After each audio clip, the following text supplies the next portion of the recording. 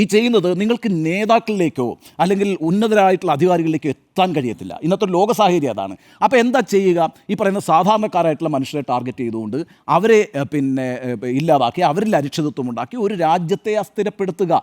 ഇതാണ് ഭീകരവാദികളുടെ തന്ത്രം എന്ന് പറയുന്നത്. അതാണ് ഇപ്പോൾ പ്രാക്ടീസ് ചെയ്തുകൊണ്ടിരിക്കുന്നത്, എല്ലായിടത്തും പ്രാക്ടീസ് ചെയ്തുകൊണ്ടിരിക്കുന്നത്. ആ തന്ത്രത്തെ ചെറുക്കുന്നതിനുള്ള ഒരു ശ്രമം ഒരു രാജ്യം നടത്തുമ്പോൾ ഒറ്റക്കെട്ടായി നിൽക്കണം എന്നുള്ളത് വളരെ പ്രധാനപ്പെട്ട കാര്യമാണ്. അതിൻ്റെ ഒരു പൊളിറ്റിക്കൽ റീസൺ കൂടിയാണ്. എന്താണെന്നറിയാവോ? ഇന്നെന്താ പാകിസ്ഥാൻ്റെ സ്ഥിതി? പാകിസ്ഥാനിലെ ഏറ്റവും ഡിവൈഡഡ് ആയിട്ടുള്ള സ്ഥലം അല്ലേ? ഇപ്പോൾ പാകിസ്ഥാൻ്റെ സ്ഥിതി എന്താണ്? അവിടെ ഇപ്പോൾ ഇമ്രാൻ ഖാൻ എന്ന് പറയുന്ന പ്രതിപക്ഷ നേതാവ് എവിടെയാണ് കിടക്കുന്നത്?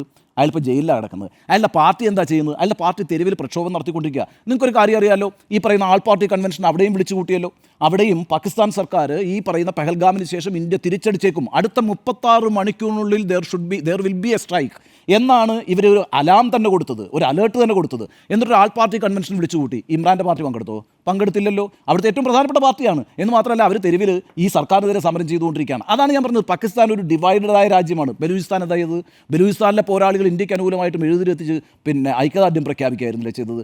ഈ രീതിയിലാണ് പാകിസ്ഥാനിൽ കാര്യങ്ങൾ ഡെവലപ്പ് ചെയ്തുകൊണ്ടിരിക്കുന്നത്. നിങ്ങൾക്ക് ഒരു കാര്യം കൂടി അറിയാവോ? അസീം മുനീർ എന്ന് പറയുന്ന അവിടുത്തെ പാകിസ്ഥാൻ ജനറലിനെതിരെ പാകിസ്ഥാൻ ആർമിയിൽ തന്നെ കലാപമാണെന്ന് മാത്രമല്ല, ISI ആണല്ലോ, ഇന്റർ സ്റ്റേറ്റ് ഇൻ്റലിജൻസ് എന്ന് പറയുന്ന സംഘടനയാണല്ലോ അവരുടെ ഏറ്റവും പ്രധാനപ്പെട്ട ഒരു സൈനിക വിഭാഗം എന്ന് പറയുന്നത്.